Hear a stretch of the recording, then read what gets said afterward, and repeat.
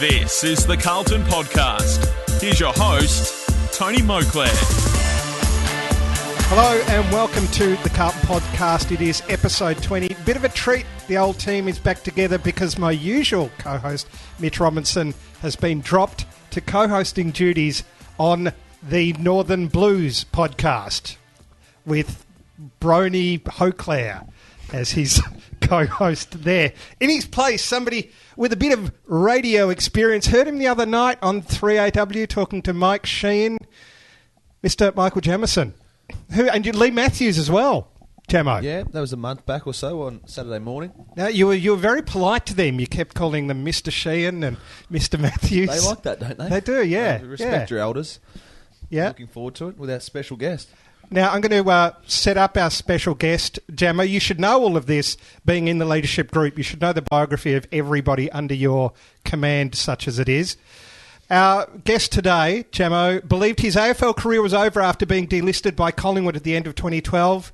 But after a season playing some consistent football for Williamstown in the VFL last year, Carlton drafted the ruckman with a pick number 28 in last year's rookie draft. He was an asylum seeker, Jamo. We gave him refuge. Fast forward 8 months and another string of impressive outings in the VFL. He made his debut for the Blues during a round 18 match against North Melbourne at Etihad Stadium. What a game. During that game, he notched up an impressive 10 disposals and kicked 1 goal. He is Cameron Wood. How are you? Thank you. Cameron, how are you? Fantastic. Great to be here for the A-team. Cameron, you had an interesting game against Freo. We will get to that. Do we have to? Well, of course we do. It's a bit of a post-mortem, as always, on the podcast. And speaking of radio experience, yeah, Casanova. I know, at the great Nova FM here in Melbourne. Yeah, 100.3. Can you give us a cross right now? Just give us a sample of your wares, what you used to do. Let's pretend we're at High Point Shopping Centre. That's where I got drafted from, actually. All right, Casanova Cam down here at High Point Shopping Centre. Come down and grab some goodies from the wonderful Casanovas. Michael Jamison making a special guest appearance. Right. Okay. Did a bit of Smooth FM as well, actually. Oh, really? Do you want to give us... Is there any difference for your Smooth FM? Is there a different persona? Richard Mercer. No, that's not Richard Mercer. What's he? Doesn't matter. Mix. Yeah. We don't... Yeah, fantastic. It's all about love ballads. Smooth. Ballads. 91.5. Is that it? That's the one, yeah. Perfect. I'm speaking as a fan here. In my own post-mortem on Thursday night, you were completely exonerated. In the Warren-type commission that I did into that senseless loss, I have absolved you of any blame for your kind of instantaneous reaction to just trying to get the ball the hell away from Freo's goal. And it was just bad luck. How did you feel at the time? At the time, I wanted to crawl into the earth and disappear. Yeah, look, there was probably a few things that led up to that moment, and I guess my kick straight to them was just the cherry on top, and then they kicked a goal with 40 seconds left or something like that. So, yeah, I didn't feel too good at the time. Probably still don't feel great at all, but yeah, it's something to learn from, and as they say, there's always another game this week, and hopefully we can win that. What are the hours like after that when you're in the change rooms? I mean, is there a lot of kind of bad voices in your head saying, I really stuffed that up? Or are there other players like Michael Jamison from the leadership group who come over to you and say, don't worry about it? Or they do it publicly and then, on the bus on the way home, they just totally get stuck into you? Yeah, no, it was good by the boys. They got around me. So, yeah, I guess I'm not totally to blame, but I felt like I was at the time. But still doesn't really make you feel that much better. So if we had won, it would have been a great win. But yeah, there's always this week. Jamo, you spoke about cultures before. We keep losing games by margins of 12 points or less. Does that speak of a culture that we can't close games, we can't finish them? No, I don't think so. I think earlier in the year we were getting pants by teams and showing not great effort. I think recently we've started to show much better performances and four-quarter efforts, and we're just missing out on games. So I think the next progression, and I think we're heading that way, is we'll start winning a few of those closer games, get some real belief in that we can knock those top teams over, and then I think the progression from there is we turn into a better football team, be more consistent and win more games. I think it's just a natural progression that we weren't going well at the start of the year. We've got some things in place now that are ticking along, and we're either winning good games, like that North Melbourne game was probably the best game for the year. Yeah. Or we're just losing the top sides. Freo, Geelong, Hawthorn. Bad quarter against Sydney, which blew the result out, but 3 quarters were pretty good. And then I think the progression is we'll start knocking those sides over, get some belief, and then we'll go from there. Because it was a great 3.5 quarter effort from Carlton. It was just Doherty's kick at the end that... can you tell me maybe what his thinking was there? These things happen, I know, in the dying minutes of a tight game, but what was your take on that, on his decision-making? Yeah, well, I think... it's no different to a kick that I missed or Woody missed or Chris Judd or Mark Murphy missed in the first, second or third quarters. It's just when it leads to them getting the ball back down the other end of the ground. And as Woody said, we focus on often how the goal's scored, but you've got to look back and look a bit deeper, and it's often something up the field. And look, in the fourth quarter, his kick gets highlighted, but he probably just went for a kick that, in the future, in that sort of situation, he might just kick long to grass and not try and be so cute, at that stage of the game. But, there would have been 100 kicks missed for the day, and just to highlight that one's a little bit unfair, but that's what happens, and Woody knows that, and Levi would be thinking that with a little mark that he'd normally take that he dropped, but because it's in the last 30 seconds, those things tend to get highlighted. An old teammate of yours, I guess you could say, Daisy, had a great game, 29 touches. That's very exciting to see him hit some real form. Yeah, it is good for Daisy. I guess he probably copped a little bit of criticism early in the year, but he didn't really have a full pre-season. Obviously, his ankle, I think, only played 4 games last year at Collingwood. So, yeah, he's a great player for the club going forward. That's obviously why the club got him here. So, yeah, it was really good to see him, put in a good 4-quarter effort. I think we forget with Days that we didn't expect to see him play until June. And that wasn't just spin from the club. That was, legitimate expectations that he wouldn't be out there until June. So to get him 3 months before that in round 1, we knew that everything up until then was just going to be a bonus. And I think we're now starting to see that, those post-June performances, he's got some fitness under his belt, his ankle's feeling good, and he's starting to play like the Daisy Thomas we expect and we've seen in the past. So he'll get some confidence. I think he had 30 touches or so, took some marks, seemed to roam around the ground a lot freer. So I think we'll expect that and see it, not only for the next 3 weeks, but into next year as well. He exudes a real kind of leadership out there, doesn't he? Because he's got a very cool head in a tight game. That's one thing you notice about Daisy. He's loving a tight contest. Yeah, I think that's born out of coming from a successful culture as well, and that's great that we can get players like him and Juddy into the team over the last differing times. But I think it's important to have those guys that are used to winning and as you said, to know what to do when they are close games and they're tight games, and you need those guys who have been there before and come over on the other side on the ledger and won those games. So it is great to have that leadership out there. Cameron, let's talk about how you got out of Collingwood. Your brother went there. He had the plans of Westpac Stadium or Westpac Centre tattooed all over his body. You dug a tunnel out of there. You escaped. You picked up by a helicopter and you fled to Williamstown. Tell us about your particular journey. As a professional athlete, we know you've done your radio thing, but that feeling or did you think it was all over when you got delisted by Collingwood? It's a good story you just put together. Yeah, well, I was impressed by that. It's a little bit different to how I remember it, but as soon as you said brother, I don't have a brother, so I was a bit worried where that was going. So I got delisted at the end of 2012. Trained with Richmond for a week or so. They ended up picking up like Big Oren Stephenson. So, what's with the laughs? I laugh because me and Oren both came down from North Ballarat together and trained here for a rookie spot. But I was lucky enough Are to you get as the old nod. as Oren? No, I'm not as old as Oren. Oren's 31 or something, I think. I'm 28. 31, 32. He's got kids. Is Ballarat the coldest place you could possibly play football? It was 3 How weeks cold ago. does it get in winter and you're wearing shorts? I played for Newland, which is just a little town outside of Ballarat, about 20 minutes, and we played in the snow one week. It was pretty cold. Yeah. Well, speaking of cold, bitter, hostile, unforgiving places, your journey out of Collingwood. Williamstown. Are you going to talk about Williamstown? No, Collingwood. You got out of Collingwood. So then you've got the news. It's obviously a hard phone call to take from the list manager. That's it. You're not there at the club anymore. And then, you're only, 19 or 20 when that happened? 25. Don't contradict me. I played at Brisbane for a few years before the Pies. So Okay. I've been around. Yep. Yeah, where's your research? Grew up in Adelaide as well, so I'll get to Perth one day. Well, I was there last week. I don't really want to go back.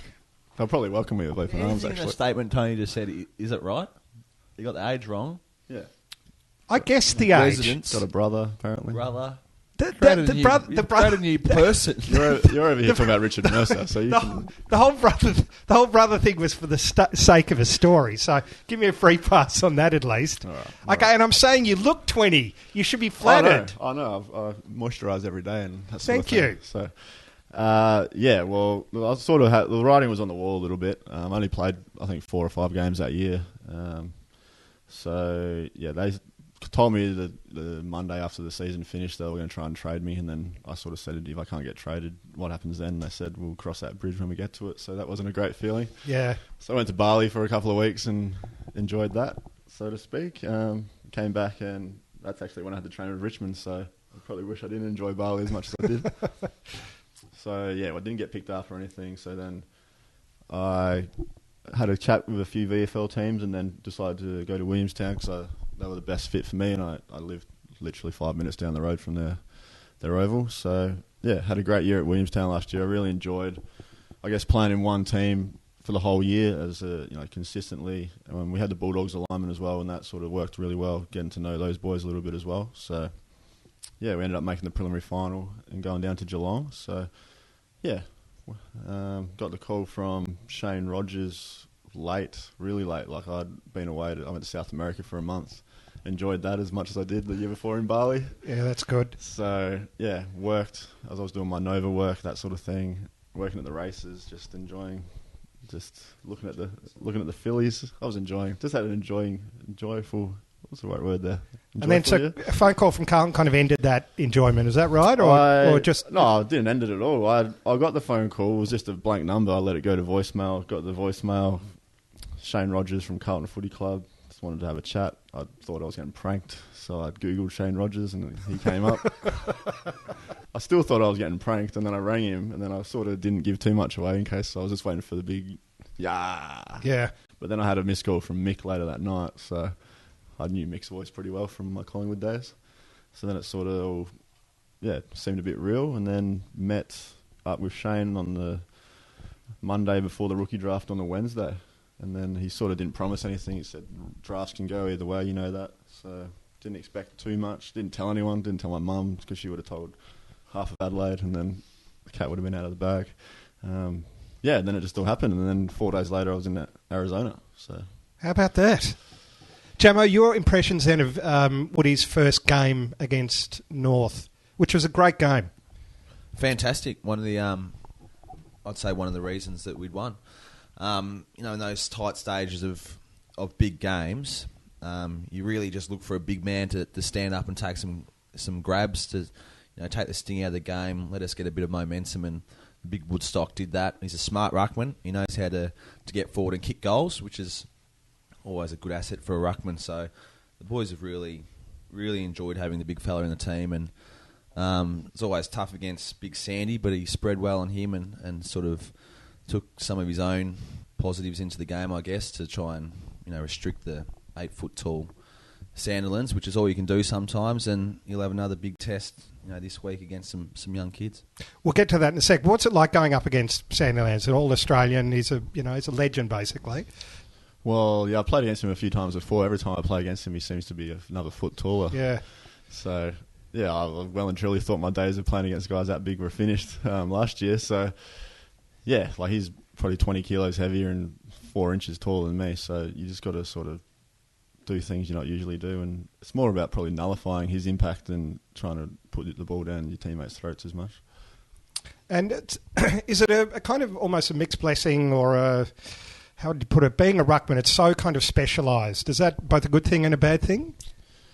I guess it's a good thing. Sometimes I wonder how good it is when I'm lining up against blokes as big as Sandy in the centre bounces. But at the same time, I guess if I wasn't 6'8", I probably wouldn't be playing footy because I'm not the quickest bloke around the 2K time trial in the pre-season.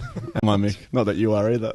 No, how's your time on that, Jamo? I was wrapped we picked Woody up because he made me look like a good runner when he came back from South America. So I always knew there'd be someone behind me. Anyway, we won't get into that. Kieran Sheehan, which is very exciting. Jamo? It's fantastic. We've got 2 Kierans at the club that we picked up last year, so he's been dubbed Gussie. So it's absolutely fantastic for Gussie to be making his debut this week. He's Logic behind the name Gus? I think he was really close with his grandpa, and it's not something we introduced, but I think he's called Gussie back home. Yep. So it made it easier because we had 2, and the other one's Casey. But Gussie, he came out a couple of years ago and had a bit of a pre-season, but I think got a little bit homesick and things like that. So went home, but still kept the footy in his hand, which has really showed. He can kick left and right foot already. What you want to see from a young kid, and especially a kid that hasn't played the game much, is just their real willingness to improve. And he's always, the first and last, first to the club, last to leave. He's always got a foot in his hand, kicking left and right foot. Doesn't say much, just goes about his work. So that's the real way to earn respect, and he's certainly done that this year. And it's not just a gimme game, because I think we've got four weeks to go, and Mick wants to see. He's well and truly earned the right and the responsibility to pull the jumper on this week. And how's Zach Toohey about having another Irishman in the team? Yeah, Zach hasn't spoken to him all year, and now he's claiming him, as almost like a protege that he's really just brought up through the ranks. But no, Zach will be very happy. He'll be someone else who can understand what he's saying out there on the ground. So if one of them can translate it to me, that'd be great. Now, I'll just give you some bio information on Kieran if you don't know much about him. He was drafted in the 2014 rookie draft, international selection number 60. He joins Carlton from County Cork, Ireland, Jamo. That's where I was born, where he played full forward in Gaelic football. In 2013, he ran out twice for Ireland in the International Rules Series against Australia, claiming man of the match honours. He'd previously trained with Carlton back in 2009, as you said, Jamo, being invited to the club along with Zach Toohey, who clearly went on to obscurity. While Toohey stayed, Sheehan, who was just 18 at the time, decided to return to Ireland. But that's very exciting. What number is he going to wear, Jamo, do you know? 47. Aha. I think. Now, speaking of Lockie, could you give us the injury update on him, Jamo? Yeah, look, it was unfortunate. I think there was a minute to go in the game, and he just tackled someone who sort of threw their head back, copped him above the eye. He was able to fly back with us, luckily, after the game, but unfortunately found out that he's fractured his sinus, his sinus bone just above his left eye. All right, I'll take a guess. One of them. You'd be a great doctor, Jamo. Yeah. We're going to operate on either your left or your right. I don't know. We'll take a guess. Don't know yet. Yeah, but look, it's something that you can't. He's got to have surgery next week once the swelling comes down, and he'll miss 4 to 5. So unfortunately, his year is done. And he was starting to hit some pretty good form, Lock. So we'll certainly miss him, but he'll be right in probably a month, so he'll be able to attack the off season and pre-season. And will be in the leadership group, you would suspect, again next year? You'd certainly expect so. The leadership group gets voted on every year. But, yeah. How are your numbers looking at the moment as far as that goes? Have you had a call, Woody, from Jamo? Because I'm waiting for my call. Yeah, because, are you sure of your numbers? I hand out little lolly bags and it'll come about January. So yeah. Yep. Oh, right. It's just some of my snitches are telling a different story. I'm sure it's nothing. I wouldn't worry at all. I'll pass it on to a young guy the next year anyway. Maybe Woody can take over my role. Me young. Thanks, mate. Yeah, compared to me, you are, mate. Moisturiser again. How old are you? 20. How old are you, actually? Said. 26. Yeah, young compared to me. All right. Don't you listen to anything? You born in Ireland? Yes, I was born in Cork at Bond Secures Hospital. I didn't ask you your life story. There you go. Right. I always say you were born in Ballarat, and you keep picking me up on that because you weren't born in Ballarat. Well, how come? What was the situation? But you played there. I thought you were born there. You. Why were you? What? My family are Irish. Okay. So would your family be with a name like Jamison if you go back far enough? No, I. So I think it's Scottish. Ah, really? I think so. Oh, okay. Oh, you denied that pretty quickly. When did you come over? 73. How old were you? I was 3. Oh, fantastic. Anyway, the podcast is not about me, Michael Jamison. It's about Cameron Wood, who's our guest today. Mm-hmm. Now, Cameron, as you would know, this weekend the Carlton Football Club is throwing its weight behind the National Bowel Cancer Prevention Charity, the Jodie Lee Foundation, and it's hashtag I Know Someone. It's a campaign to raise awareness of bowel cancer, Australia's second biggest killer. That's correct, yes. So we had a talk yesterday from Nick Lee, who unfortunately lost his wife Jodie to bowel cancer at age 41. So he set up the Jodie Lee Foundation. So it's estimated every year that 17,000 Australians will be diagnosed with bowel cancer, and that's the equivalent of a third of Etihad Stadium when it's at capacity. So, but the good news is you can do something about it if you catch it early. So Carlton stars Mark Murphy and Andrew McKay. He's probably more of a former star now. He was amazing in his time. He was. And a fellow Adelaide boy. Yeah, get around the Crow Eaters, mate.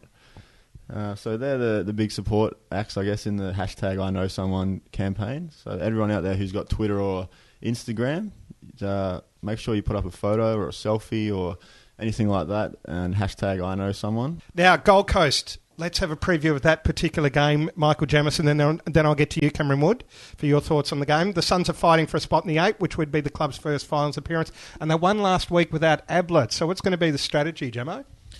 Yeah, well, sort of the first couple of weeks after Ablett went down, they sort of dropped off a little bit, but certainly last week they came back into some really good form, and we've spoken about our last month. We're going to be coming up against these teams that are either fighting to get back into the 8 or to remain top 4 or to get some good form going into finals. And, technically or, finals-wise, we're not playing for those sort of same motivating factors. So we're going to make sure that we get up and don't just roll through these last 4 weeks. We really want to get something out of it. So that's our motivation, is to get some really good form for going into next year and to get some belief that, come next year we can really match it with these sides. But as you said, they are getting back into some good form. They're a super clearance team. They've got some great inside players, but they're also one of the quickest teams getting around when you think of guys like Prestia and Jaeger. They get the ball inside, but then their spread's really impressive. So it'll be up to our midfielders to try and match that, and then maybe hurt them with some experience. It's pointless to speculate, but if you're talking leg speed, would it have been good to have Jiffy in the team? Yeah, it would be, but you've got to be running to use your pace, and Jeffy hasn't. His work rate in the seniors wasn't where it needed to be, so it doesn't matter how fast you are. If you're not moving anywhere, then that speed's not on show. So we need Jeffy to keep working on that the next 3 weeks, and hopefully he can get back in the AFL side before the end of the year. So what will be the key matchups then, as far as you're concerned? When you're the planning, where do you see the players? You mentioned a couple that will need to shut down, but what are the other key matchups for the Suns? Yeah, I think even when Ablett was in the team, people were starting to really take note of Dion Prestia. I think he's turned into a real elite midfielder. So we'll have to watch him. Swallow, I think he got hurt last week, but if he stays in the side, he's another really class player. The Jaeger Bomb is a great player, and then they've got some good backs that you can't let dominate, like May and Thompson are super players, and then up forward they've got Lynch. I think he's kicked 40 goals for a young kid, and he's 5th in the league for contested marks for a young player. Is pretty impressive. So they've got players all over the ground that we'll have to watch. Who would normally take Ablett in that game? Who would? I think Chorizo's played on him. Woody's put his hand up, but maybe not. You okay? Who carries? I think Chorizo's played on him a few times. Yeah, I think they had a pretty good record. So he might be someone who goes to a Swallow, a Prestia, or a Jagerbomb. Okay, Cameron, how are you preparing for this game? I'm just excited to be playing again. So I think I'm going to be lining up against Big Gorringe, who I don't know too much about, but I've studied his tape a bit today. So I think he was a high draft pick a few years ago. From what I can see, he's pretty athletic and moves well around the ground. So yeah, I definitely have my work cut out. There's a lot of their players, the best, the Gold Coast, their best is as good as anyone in the comp. Like they've taken a few big scalps this year against Geelong and Collingwood, which is the game Ablett went down in, I'm pretty sure, and they had no one on the bench in the last quarter. So we definitely won't be underestimating them, especially the way they knocked off St Kilda last week. Is there a better or worse grounds? Are there good and bad grounds as far as you're concerned as a ruckman, when you're following the ball? Going back to my Brisbane days at the Gabba, we used to, the ball used to bounce about 25 metres up in the air at a centre bounce because of the cricket pitch. So that was a bit of a interesting one. But so what? That extra hang time is just agonising, is it? Or what's sort of messes up your timing and that sort of thing. But yeah, from where a month ago I was playing in Ballarat, which is Jamo keeps telling me how nice it is, but it's certainly not as nice as some of the grounds in the AFL. So yeah, no, they're all pretty nice. Well, good luck. Thank you. Looking forward to another stellar performance from you. Now, it wouldn't be the Carlton Podcast, of course, without the segment, Do You Know Your Teammates Michael Jamison and Cameron Wood? Jamo, you know how this works. Well, not really, because I've only ever heard it up to the first question. But I'll make sure once I know it, I'll let the questions just be asked this time. So. Okay. Well, can I explain it to Cameron then? Do so. All right. Please do. What happens here is I read biographical snippets of a fellow player in the team list. Yep. You've got to guess who it is. Jamo got it last time he was on the podcast after one clue. Last 3 times I've got it in one clue. And it's half a clue sometimes. Continue, though. I'll do it off no clues. Okay. The winner gets a Your Guide to Modesty by Michael Jamison DVD. Very exciting. How are the sales of that, by the way, Jamo? The what? It was kind of the obvious question would have been they're amazing or something like I that. didn't hear the question. Anyway, so it's good to know that you're paying attention. Look how arrogant he's checking his phone. I'm giving him a chance. Right, I think he's putting up a Instagram are you ready, photo. Cameron Wood? I know someone. Is that what you Michael Jamison, are we ready? I'm Googling. I've got my Google out. Okay. Google Shane Rogers. I made my debut for the Blues during our round 1 clash against Sydney in 2003. Yeah, I know it. You go, mate. You can ask more for... Woody's only just got here. That's unfair to ask a long, old question like that. Put the phone down, Jamo. All right. Do you want to answer it? No. All right. In the same year, I was nominated for an AFL Rising Star. All up, I've kicked... One of the old boys. Carazzo? Yeah, but it's not. All right. All up, I've kicked 243 goals through my AFL career. Jared Waite. Did you really have it at the first? Well, it's an option. It's only going to be a couple of guys. It's not going to be Kieran Sheen, is it? No, good point. Well, look, congratulations, Jamo. Good. You're just nailing them, Mads. Yeah, Keep you them are. coming. You are. Maybe I'll write it next time. Okay. And I'll ask you and whoever's in. Sure, that's a good idea. Yeah. We'll do that. Yep. Let's He take says that, he'll put that do on it the now. back burner, He and won't put the do it. burner through a paper shredder. That's what I think of that idea. Oh. Yeah, okay. Michael Jamison, thank you so much for stepping up today. Always a pleasure, Mr. Tony. It's, well, best of luck against the Suns. Thank you. Get on down there. And like you said, the next 4 weeks, it does, from my point of view, for whatever it's worth, we do seem like coming home a bit with a wet sail. The 4-quarter football game from the club is not too far away. Is that fair, do you think? That's certainly fair, and that's a focus we've had probably since the last month when it was obvious that, well, not obvious, but it was, in the books that we weren't going to make the finals, that we wanted to make sure we got something out of the year. And I think it's important for supporters and for our younger players and for guys, whether they're tossing up to go on or not, that there's some, honest belief that we, can really make some good improvements next year.